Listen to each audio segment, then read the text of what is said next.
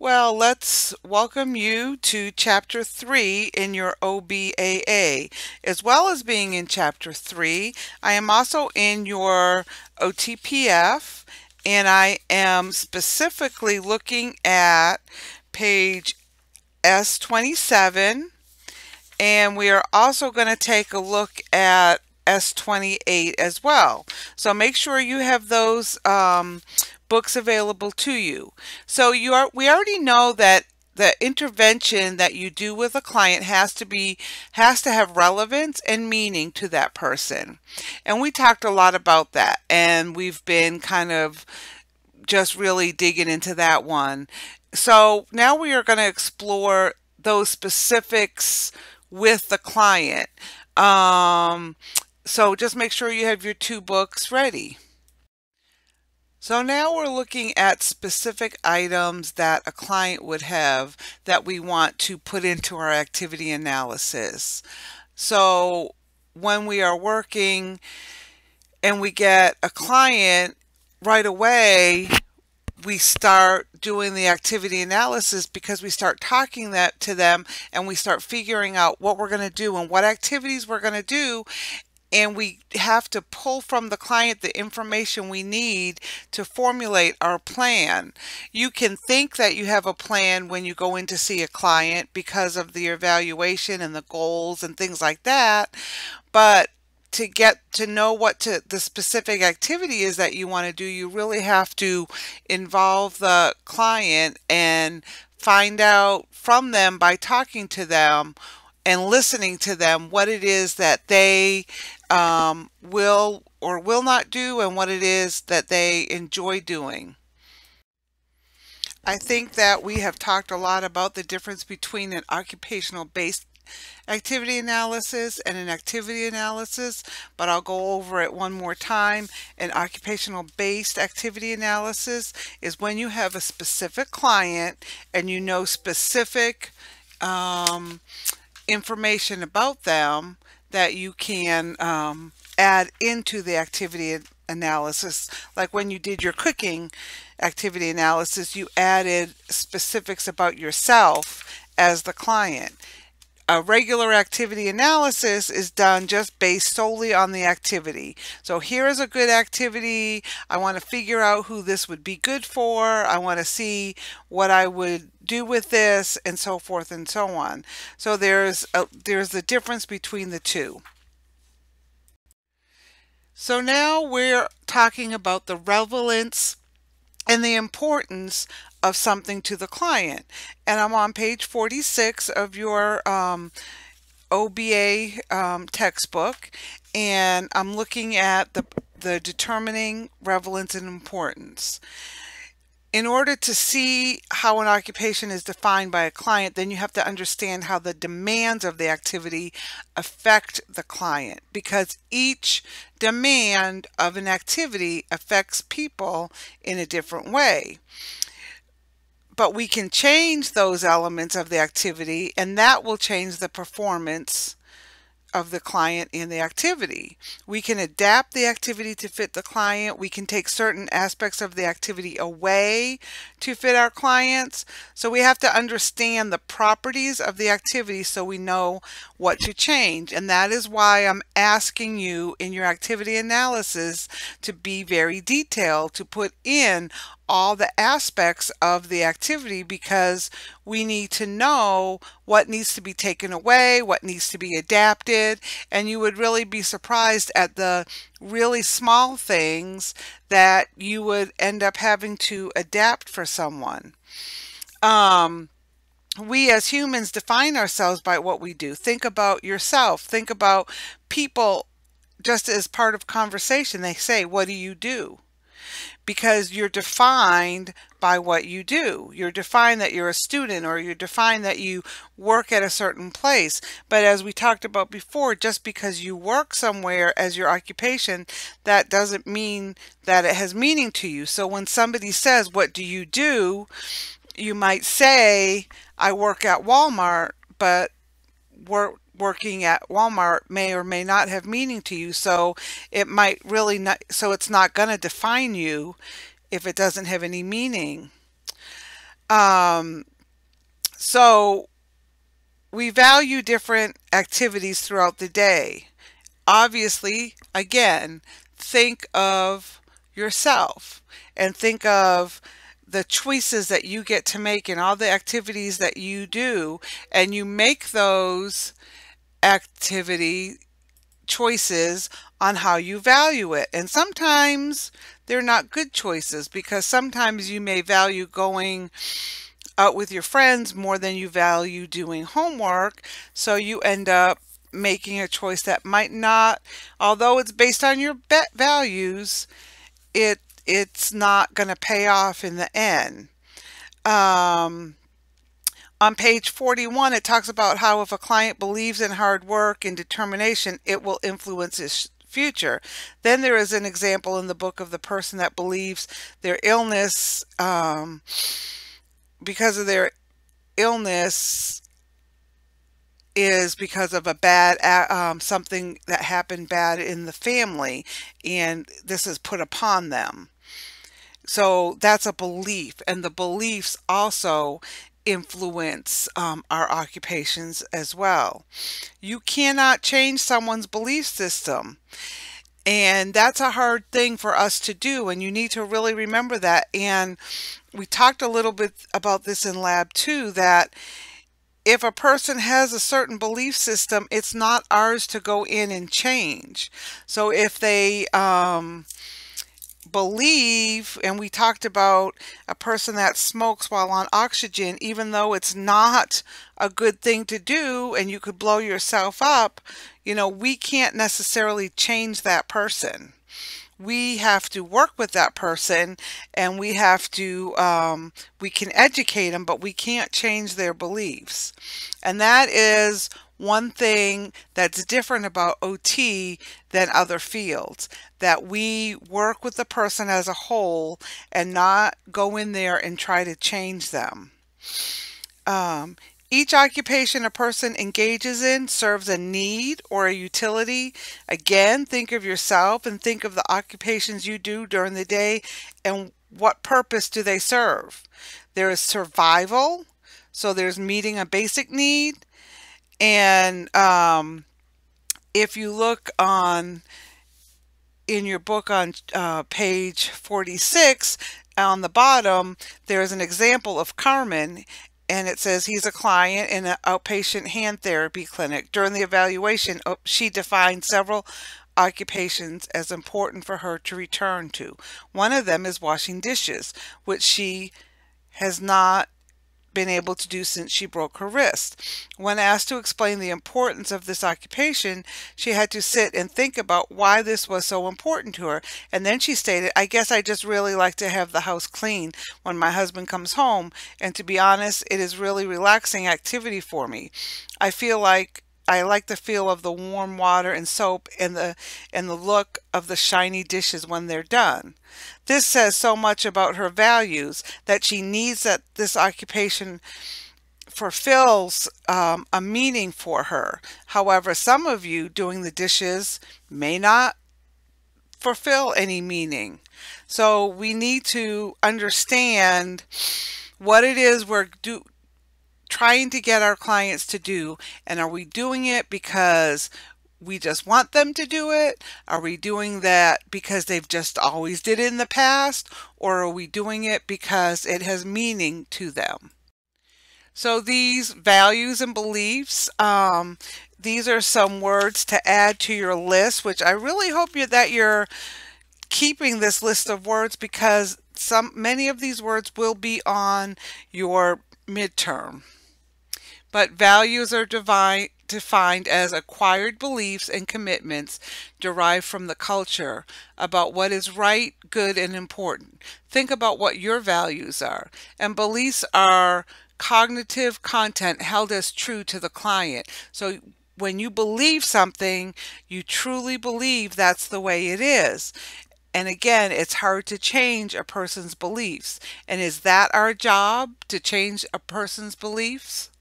So defining occupation, and we've gone through this and through this both in this class and foundation. So the first step in occupation-based activity analysis is asking the client to define the occupation he or she wants or needs to do, not what they are currently doing, but what do they want or need to do, and what defines successful participation for him or her, and how this occupation plays a part in his or her life. When you did the discussion question about making the heart a few weeks back, everybody had different answers about where it fell in the OTPF. Some people felt like it fell in the leisure category, and some people felt like it fit in the performance skills category. Well, because it had different meaning, so for the ones that thought it went in leisure, because it might be a leisure skill for them, but others saw it that is not what I would want to do in my leisure. So the first thing is to find out what will make successful participation for the client. How does occupation play in their life, and where are they in life? Where are they? Okay, so let's look at perceived utility. Occupations that we engage in define who we are. Why is this? Doesn't society put certain titles on what we do? If we go to church, then we're religious. If we, go to work, then we're a working woman. But if we stay home, we're a stay-at-home mom or a stay-at-home dad. We get defined by our occupations. But how do occupations define us? How do we fulfill our need through our occupations? So think about your day again, and what and how you engage in occupations, and what is your motivation to engage in the occupations. What is your motivation to be watching this PowerPoint right now? So what purpose do engaging in occupations mean? And on page 47 there is a interesting example, and I'll read it and you can look along with it. For example, we might assume that our client Shara, I might have pronounced that wrong, attends temple service on Saturday because of her deep spiritual beliefs. However, after interviewing Shara, we find that the perceived utility of going to services is to try to find a husband, a good character, as she states it. As the utility of the occupation is defined by Shara, the demands of the activity and how it takes place are different. Perhaps she dresses and acts differently than if the purpose were for something other than finding a future husband. I think that's a good example, because she's going to church and she's putting a big emphasis on going to church. And you assume that it's because of the spiritual and her reality and her beliefs, but in fact it's not at all. So now how does she need to change what she does to get what she wants out of that occupation? She wants a husband, so she needs to put makeup on versus not putting makeup on and going to church because she doesn't care about impressing anybody. So survival and meeting basic bodily needs are foundational to everything we do. So all those ADLs there, most of them are survival. Okay, so what happens if you are no longer able to meet this specific need? So if you're unable to wash your face and do simple ADLs, would you lose your sense of self? How would you feel if this is happening to you versus your patient? We also use occupations to develop skills, to meet our personal needs, establish superiority, pass on information to children, establish order in families or households, and express individual skill or pride. I ask you to think about yourself, because if you can put this in perspective of your own self, then you can see how it would affect others. So how do we determine relevance and importance about our clients? So we're going to ask our clients questions, and we're going to ask them these questions when we first meet with them. And I really like these questions. They're in your book as well, but they're very clear cut. In what ways is this activity important to you? How does engaging in this activity make you feel? In what ways do you need to do this activity? And tell me about the experiences you've had when engaged in this activity. How has life's limited ability to engage in this activity affected your life roles and impacted others? And how does this activity define who you are? When you ask these questions of a person, then you're understanding what the relevance and importance is to them.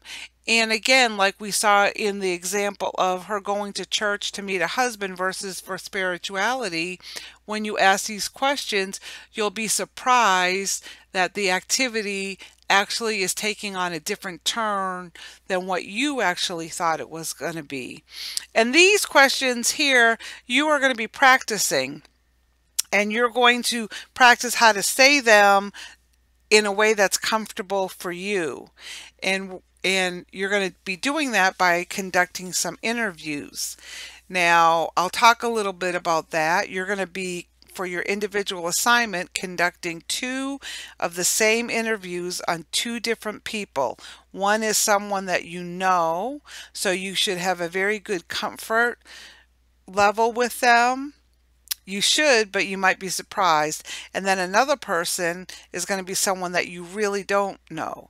Now, I picked this assignment specifically for this time because I knew that you would be in OTC at the labs, and you would have access to many different people to help you do this assignment. So please make sure you bring your interview forms with you to labs.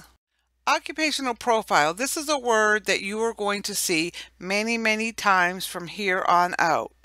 Occupational profile is another word to put on your OTP list. It is in your OTP-F, and you need to look that up, and you need to know the definition.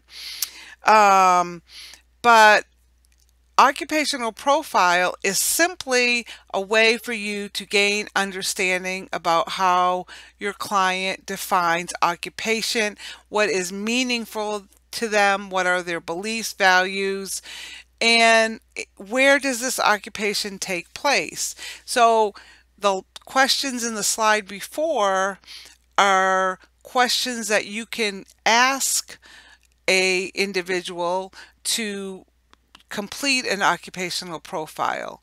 And the way you do an occupational profile is simply talking to a patient and asking them things, and you're gathering information. An occupational profile is part of an evaluation process. You have to understand that the OTR, not you as the OTA, but the OTR does the evaluation. However, that doesn't mean that they don't want you to help them in gathering information. And the other part that you have to realize is that after the OTR does the evaluation and you have been given the client as someone that you need to work with, you may have to also do an occupational profile so you can expand on the information that you have in the evaluation so you can understand the client better. And sometimes you might not have all the information in the evaluation, so you need to be able to get comfortable with asking these kinds of questions of the client, and that's why we're doing a practice interviews. Now, there are structured and unstructured occupational profile. The structured occupational profile is a formal assessment, and it's called a COPM, and it's a questionnaire that Mary Law researched and authored. That was one of our historical figures that we talked about. She researched and came up with this assessment, which you will be doing next semester, and it's a standardized questions, and you have to ask the exact question the exact way it's written, and you get an answer, and from that answer there's kind of like a flow sheet that tells you where to go next, and that would be a structured occupational profile. And an informal, unstructured occupational profile is just talking to the patient in conversational style. There are many advantages to both of these that we will be talking about. And we'll also learn about the evaluation process further along in the foundation. So I'm not going to go into a lot of depths right now, but I am going to tell you that the OTR is the person that does the initial evaluation. But that doesn't mean that you're not responsible for doing the occupational profile. So again, some more questions. Why the client is receiving services. It's very interesting to ask the client, why are you here? What do you want to do? What do you get? What do you think you're going to get out of therapy? Because it's very interesting to see the client's point of view. They may have a completely different point of view than what you, obviously than what you have, but what you even imagine that you have.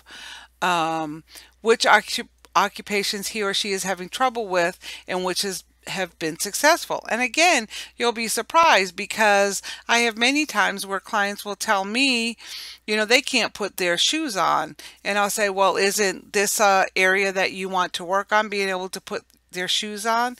No, they don't want to do that. I've had many clients that said, my husband or my wife will do that for me. I really don't care whether I can do that by myself.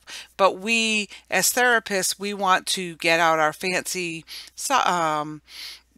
adaptive equipment. We want to help them be able to do this, and it doesn't have any meaning to them, because they already told me that they really don't want to do it. So why should I waste my time trying to get them to do this activity?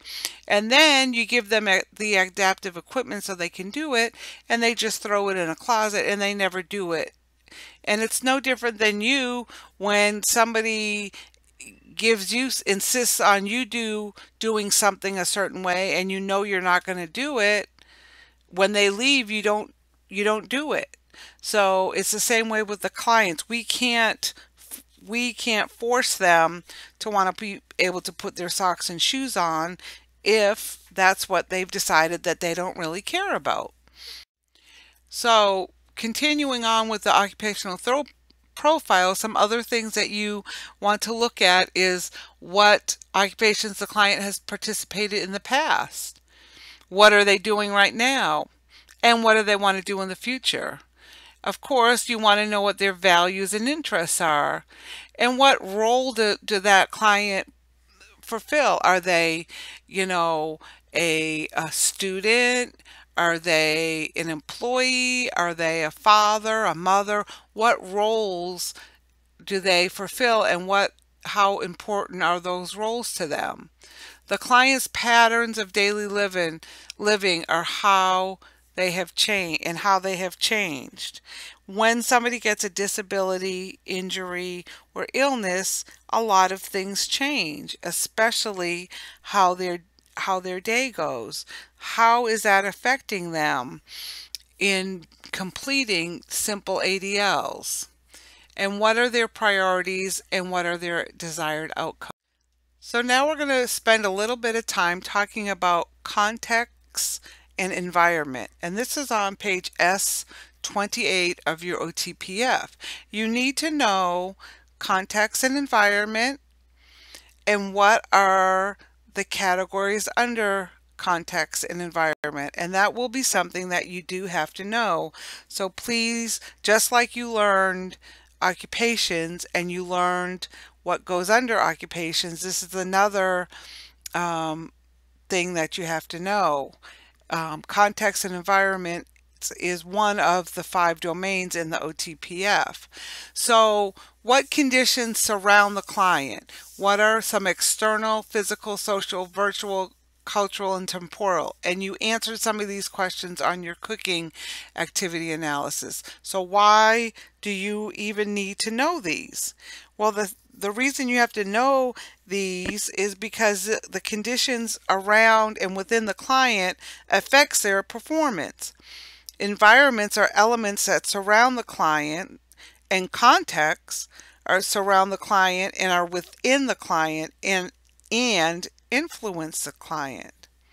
These environments or contexts can inhibit or support a client. So think of yourself, and how does your life work with in certain contexts? So virtually, if you look in the book, virtual is one of the contexts. So how would you work without your computer, without your cell phone, if it was taken away right now? Okay, that would upset your whole day probably, and it would upset how you do everything in your day. The same with clients. When things in their context and environment change, it throws everything off, and they have to adapt and modify, and this is where you come in to help them with that. So you need to understand what it is that is in their regular routine that is being thrown off. So again, if you look at page S28, you can see that these are listed down, and even though context and environment are one domain, they are separated just a little bit.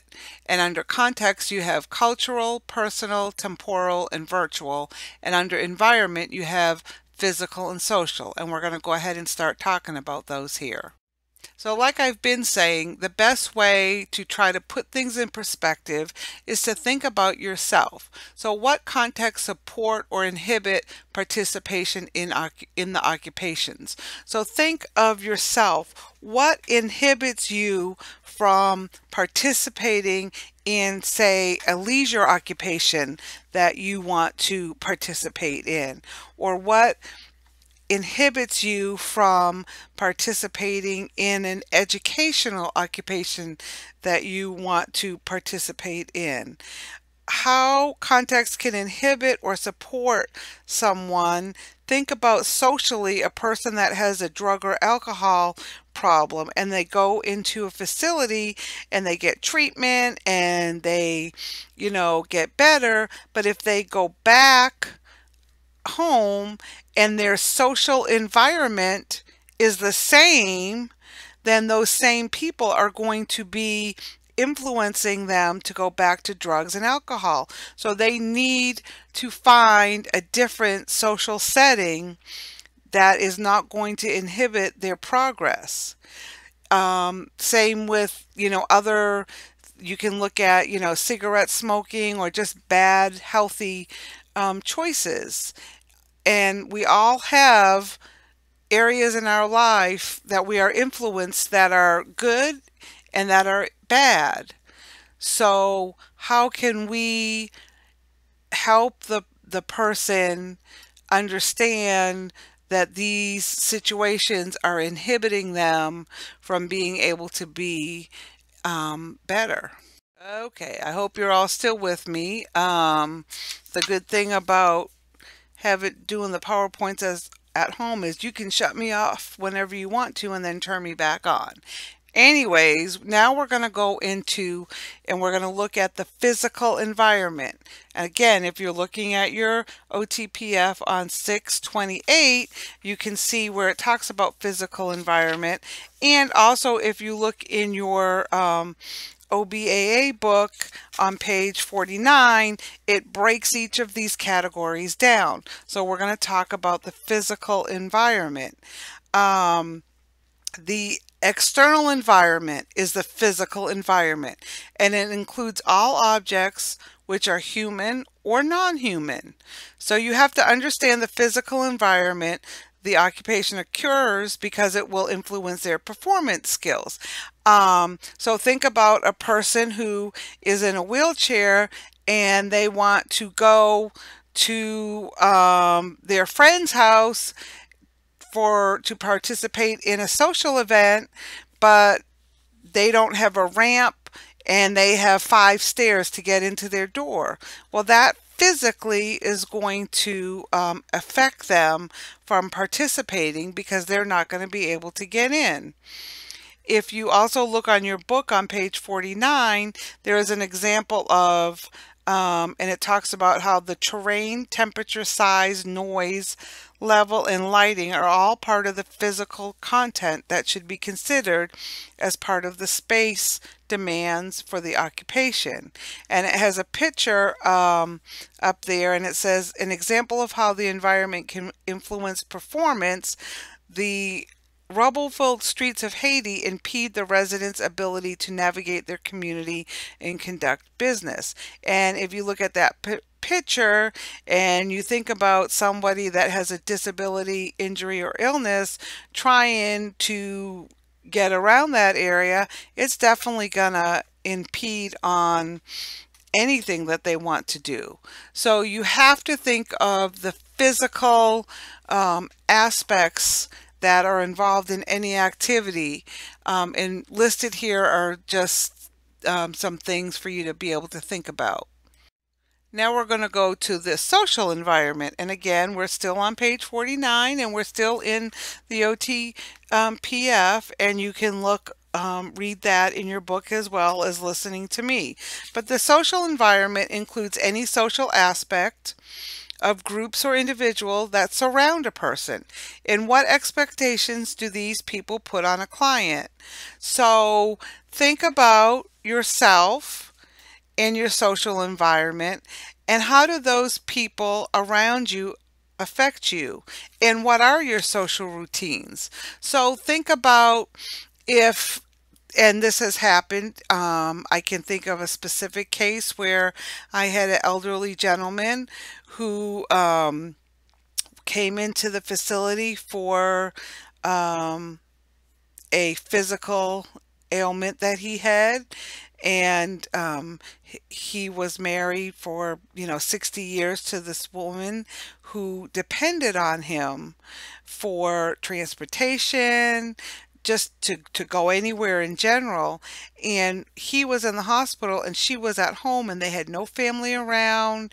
And so even though he was in the hospital trying to recover, he was also trying to take care of her and calling her cabs and checking on bus schedules. And he spent a lot of his time worrying about her, and that definitely impeded on his ability to participate in therapy at times, because he was either waiting for her or he didn't know if she made the connection or whatever. So there are many aspects that you need to think about in the social environment. Some things can help, and if you, like in our last example, if you have a person that is an alcoholic and they get into a healthy social environment, then that is going to help them. But if they get into a social environment that's not healthy, that's going to impede them. Okay, so for cultural context, I've now turned over to page 50 in your book. And again, you can follow along, read it after you listen to me or before you listen to me, or whenever you want. But we're talking about the cultural context. The cultural context involves the client's customs, beliefs, behaviors, their patterns of activity, their beliefs, and it's all shaped by their custom. by their culture. These things influence their activity choices. Just as you come from whatever culture you come from, you do things that you do because you have those certain things ingrained in you. You have family traditions. You have roles that are expected of you. How a person dresses, how they greet others, and how they act towards strangers are all based on their cultural context. So that also can inhibit or help a person as well. And you have to understand where they're coming from. So personal contexts, these are non-health related. So this is not related to diagnosis, but this is just related to what kind of background do you come from. I know that it shouldn't matter in the world we live in, but your socioeconomic status does matter, because if you are dealing with a homeless person, then that means that they cannot get to appointments. That means you cannot expect them to drive to various places. They may have to take a bus, and even that might be iffy. So you have to deal with people of different socioeconomic levels in different ways, because their circumstances will warrant that they can or can't do things. You can't expect a person to be compliant with exercises or with wearing a splint if their socioeconomic situation does not help them in that realm. Their age, gender, those have a factor on their what is going on with them. Education status, whether they can understand what you're saying. Well, if you send home an information sheet, are they going to read it? Maybe if they're a higher level education, not only are they going to read it, but they're going to research it on the internet, and they're going to tell you things. If they're a lower educational status, maybe you have to give them another format so they can understand. So how do these contexts influence your performance? How do these personal contexts think about yourself, and how might this influence something that you're doing? Temporal context, this is not, when you look at the word temporal, you think of time, but this is not just time, but this is a stage of life. There's different stage of life. You have kids, you have adolescents, you have high school kids, all those levels. Yes, they're all children, but they're at different levels and different stages, and they do things differently. Just like adults, you have adults that are new to the workforce. You have adults that have been in the workforce for a long time. You have people that are retiring. So all those stages influence a person in a different way. There's also the duration of actual time that you're doing an activity, and also the time of day and the time of year. The time of year has a lot of effect on a person, and there's been lots of studies that shown that people get depressed in the winter time.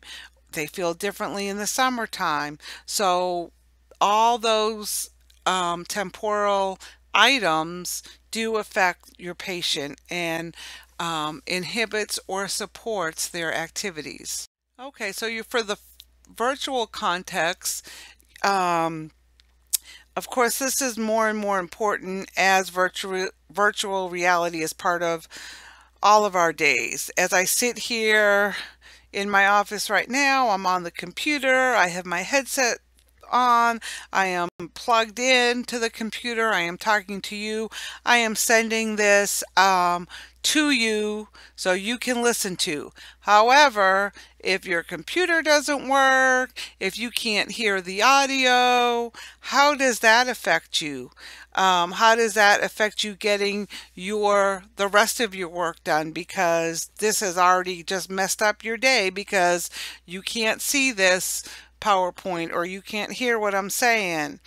But as our world turns more and more virtual, this is going to be more and more of an issue. I see it way more now. I work in a lot of skilled nursing facilities, and all the patients now have usually carry around cell phones. They don't all know what to do with the cell phones, but the family gives them the cell phone because they want to be able to get in contact with them. Well, the problem is they don't stop and take the time to show the person how to use a cell phone. So I've spent many a time working on using a cell phone, just the simple basics, so they can then move on to do other items that they need to move on, but they might be so consumed with the fact that they need to get a hold of a son or a daughter, and they can't do it because they don't know how to use the phone. So again, this is something that's more and more part of our day. Also, how can a person stay in contact with their family now? You know, as before, they can get on the computer and do Skype and, you know, emails and all kinds of ways that they can be connected to socially through virtual contexts. Okay, now we're going to go to another domain that you need to know, and that's performance patterns. And performance patterns are in your OTPF under page S27, and it's also in your book starting on page 51. Performance patterns are habits, routines, rituals, and roles that influence and surround participation in occupations. Think about the habits and routines that can influence you and how an occupation is performed, supported or hindered by the specific habit or routine or ritual that a person has. Think about the habits that you have. Think about, you know, again, going back to the person that smokes that's on oxygen. How will that hinder them? Think about the guy who just got free of alcohol and now he's going, he has the habit of drinking when he sees a certain friend or drinking at a certain time of day. It is a habit. So let's look at those individually. A habit is an automatic behavior or action. It's something you do all the time with little variation, and it is repetitive. So think of a habit, think of something in your life that you do all the time, but you don't always think of it. And the habits let us function on an automatic basis. We just do this automatically.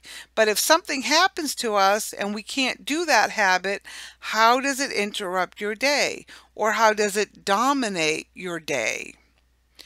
Routines. They occur regularly and they provide structure and flow. So I'm going to wake up at about this time, and then I'm going to eat breakfast, and then I'm going to do my ADLs. Or some people are going to wake up at such and such a time, and then they're going to do their ADLs, and then they're going to eat breakfast. And these routines are so important to people, whether you know it or not. When your routine is thrown off, your whole day is thrown off. So when you go into a patient's room and you say, okay, I'm here to help you do your ADLs because you need help in this area, so we're going to work on these. And that person, their routine is to eat breakfast first, and you haven't given them a chance to eat breakfast, you're just going to jump right in there. Well, you're in essence throwing off that whole entire day for that person because you're asking them to go out of their routine. So you have to understand what their routine is, and they don't have to fit into your routine. You have to fit into their routine. And that is an area that we all need to work on, because as human beings, we just think that we're going to go in there and get these people to fit into what we're doing, but that is not the case. So rituals, we all perform certain acts that have cultural meaning, and they are part of our identity. So what are some rituals that you might have, and how do they affect your day? What are some ritualistic things that you do? Roles, this is a big one. These are specific expected behaviors that we are all placed into. Sometimes we don't like the role that we're placed into, but we all have roles. Some good roles are good and some roles are bad. Think about the roles that you have. You have the role as a student. You have the role as maybe a mentor. You have the role as a caregiver. You have roles, whether you want them or not, they are there and you have them. So how do these roles affect your client? Because even though they've had a disability, injury, or illness, they still have that role that they have to fulfill. Like I was talking earlier about the man that has the role of husband. He still fulfills that role of being a husband, even though he is in the hospital and his wife is at home. So you need to understand what your roles are. You also need to understand then what are the roles that your clients have, and what roles are they dealing with at the same time as they're dealing with everything else. So everything that I've been talking about, the context, the environment, the performance patterns, these are all things that you have to take into consideration when you're working with someone. There is so much that we need to understand about people and how unique they are and how complicated they are, that even the small things affect a person. And we have to be able to understand these and to not impart our ways on a person, but be able to have them show us what their ways are and how we can work with them. So conducting an occupational-based activity analysis involves a lot of understanding of the client and to understand all of these areas. And that's why we're doing all these activity analysis, to try to get you to see minute details that you may have not thought of before. So here is a case of Ryan. I'm asking you to read this case, and then I'm asking you to answer some questions. And this is in your summative assessment, but I'm not making it a big deal, as in the fact of, it has to be so many words and reference as I was in the past, but I am making it a big deal as that, yes, you have to do it, and yes, you have to submit it, and yes, you have to do the best that you can. It's because I want you to be able to try to look at this case and try to pull out some of the information that we've just talked about, and try to understand what we are talking about when we're talking about the person as a whole, and what is relevant to them and what is not relevant to them. And in addition to doing this case, you are also doing 2 interviews, and then in your summative assessment you have a paper to write about those interviews. So please, now that you've seen and heard this PowerPoint, please make sure you read the book, because it goes right along with what I've been saying. And after that, start working on your individual assignment, which are your interviews. Your collaborative assignment is also working on the interviews.